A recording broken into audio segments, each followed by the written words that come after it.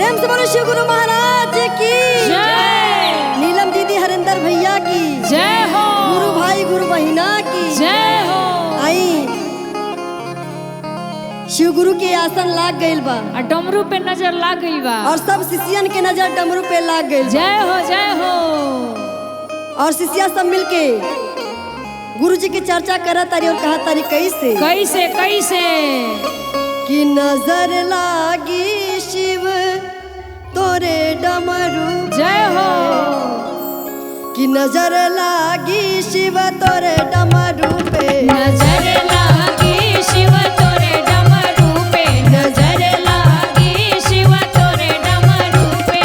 तोरे डमरू पे हो तोरे डमरू पे तोरे डमरू पे हो तोरे डमरू पे तोरे डमरू पे हो तोरे डमरू पे तोरे डमरू पे हो तोरे डमरू पे नजर लागी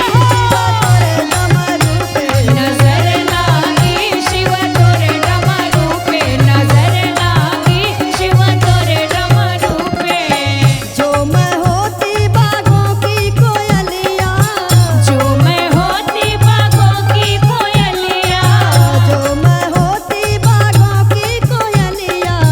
जो मैं होती बागों की कोयलिया बागों की कोयलिया बागों की कोयलिया बागों की कोयलिया बागों की कोयलिया हुक रहती शिव तोरे डमरू पे हुक रहती शिव तोरे डमरू पे तू हुक रहती शिव तोरे डमरू पे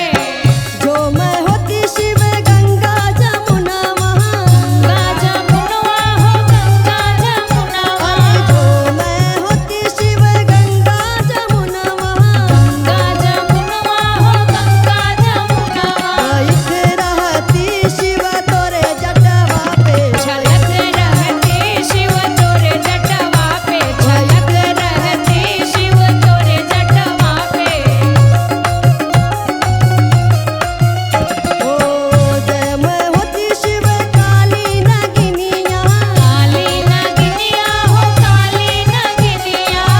जो मैं होती शिव काली नगिनिया काली नगिनिया हो काली नगिनिया अरे काली नगिनिया हो काली नगिनिया आहा काली नगिनिया हो काली नगिनिया लिपट रहती शिव तोरे गरबे पे लिपट रहती शिव तोरे गरबे पे नजर लिपट लागी रहती शिव शिव तोरे तोरे डमरू डमरू पे पे नजर लागी शिव तोरे डमरू पे नजर लागी शिव तोरे डमरू पे नजर लागी शिव तोरे डमरू पे